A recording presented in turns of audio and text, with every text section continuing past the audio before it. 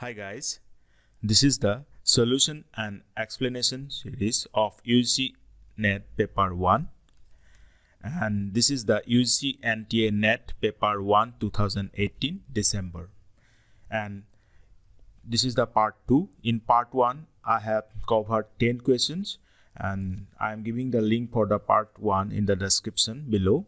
Also 2019 June NTA NET paper 1 is solved in 5 parts. That links is also given in the description. You can check it if you have not already gone through it. And don't forget to subscribe to the channel and share with your friends.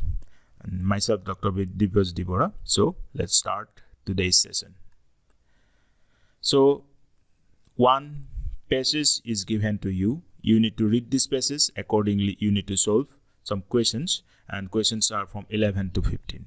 As I have already told you, if this type of passage-based questions come, first my idea is to go through the questions, read the questions carefully, and find out the main key words. And accordingly, try to read the passage with those keywords in mind and underline the passages. Then that will help you to answer the questions. And also, if it is the soft version, means nowadays online examinations are conducted. So you need to just write down those keywords in the rough page given to you, and then it will help you to solve the answers. Okay, so first question is, who can be India's launchpad for an integrated Asian market as per the passage?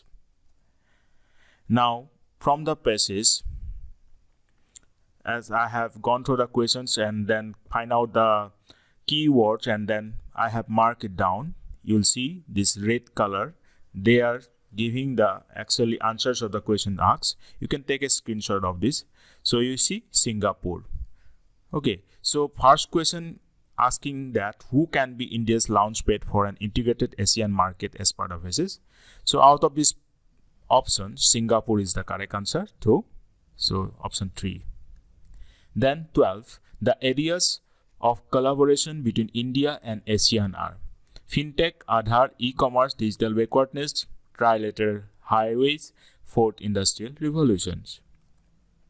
So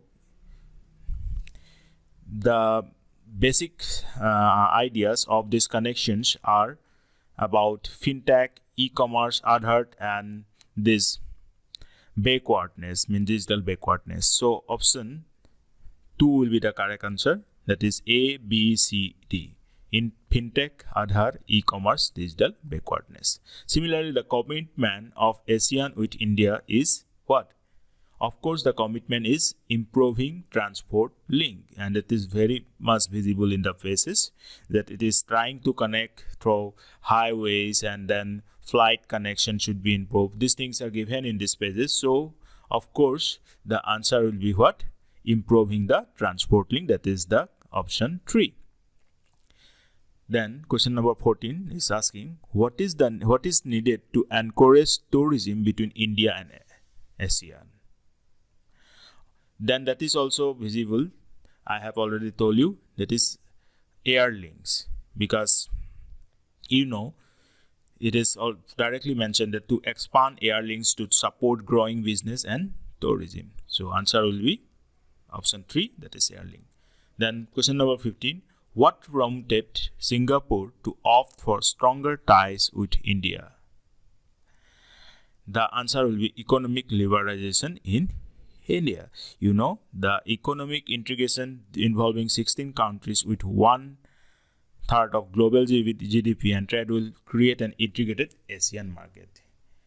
Here, we are trying to focus on economic conditions or economic ties. India's role in ASEAN could be anchored by growing economic ties with Singapore. So the answer will be very obvious, economic liberalization with India. Okay.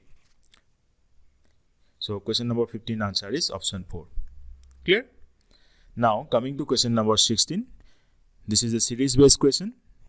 You need to find out the next term in the series. These are given as 0, 1, 9, 36, 100, and this you need to find out.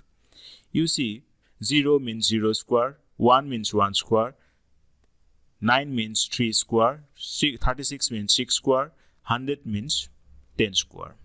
So squares are actually giving the numbers, but you know the difference. It's just like 0 and 1, the difference is 1. 1 and 3, the difference is 2. 3 and 6, the difference is how much? 3. 6 and 10, the difference is 4. How it is calculated? Every time actually the difference in the square is 1 more from suppose is 1 to 3, that is 3. 1 to 3, that is 2. Okay, this is because 0 to 1, this difference is 1.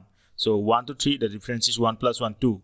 3 to 6, the difference is 2 plus 1, that is 3. 6 to 10, that is difference is 3 plus 1, that is 4. So the next term will have the difference. How much? 6 to 10 difference is 4. So difference 4 plus 1, that is 5. So next term will be 10 plus 5, that is 15 whole square. And 15 whole square is 225. So option 4 will be the correct answer. Clear? So if you still have any doubt, then do ask me through comments. I'll respond it. The next question 17 is, in the digital era, there is a fear that classroom communication may result in passive adaptation, quick adaptation, stimulation, overstimulation. Now in digital eras, as different mediums are possible for communications, so one thing may happen, that is overstimulation. So what does it mean by overstimulation? Overstimulation means that it is a condition which happens when a child is swamped by more experiences, sensations, noise, and activity than she can cope with. For example, a newborn baby might get very unsettled after a party where he's been cuddled by lots of grown-up. You got it? What does it mean? Means if the threshold is crossed, means about the information, any student or any learner can learn up to a limit, up to a threshold. If this is being crossed, then what would happen? This will result overstimulation, and this is exactly a fear that may happen in a classroom communications in our current digital era. So answer is overstimulation, option 4. Question number 18. Under which of the conditions an argument may be valid? Select the correct answer from the code given below. So when an argument may be valid. Option A is given as when its conclusion and premises are true. B, even when its conclusion and one or more of its premises are false. C, only when its conclusion is true. So C is directly cancel out or opt out, because you know argument will be valid and it doesn't matter actually the conclusion is true or false. You cannot say that. Okay, so option A means A and B are correct here. Means when conclusion and premises both are true, and sometimes conclusion or one or more premises are false. So both A and B, not C. So option 2 is the correct answer. That is for 18, question number 18, answer is 2. Clear? Then question number 19, this is, you know, those relationship based questions actually. Jenifer's father-in-law is my brother. Helen is a granddaughter of my mother. How Helen is related to Jenifer? In this type of relationship based question, my suggestion is you just need to try to draw out the relationship exists between those different characters through some edge. Level wise, you may determine the suppose father, grandfather, child, grandchild, like that. In this question, Jenifer's father-in-law is my brother. So means Jenifer is married to my brother's son. Then Helen is a granddaughter of my mother. So Helen is my sister's daughter. So of course Helen and Jenifer, the relationship between them will be sister-in-law. So 3 will be the correct answer. That is 3. Option 3. Clear? Then question number 20, and this is the last question for today's part 2. Truth and falsity are attributes of Option 1, debate. Option 2, proposition. Option 3, opinions. Option 4, arguments. So direct answer will be propositions. You know, in proposition, only two things are involved, either true or false. Okay, so truth and falsity are attributes of proposition. So correct answer is 2. So guys, we have covered 10 important questions and that came in December 2018 NTNet, and this question will help you to prepare for the upcoming NET examinations also, and also these are generally in nature, and so this might be helpful for preparing any other competitive examinations of these standards. Now part 3 will be coming soon, so we'll meet in the part 3, and don't forget to subscribe this channel and press the bell icon for the upcoming lectures.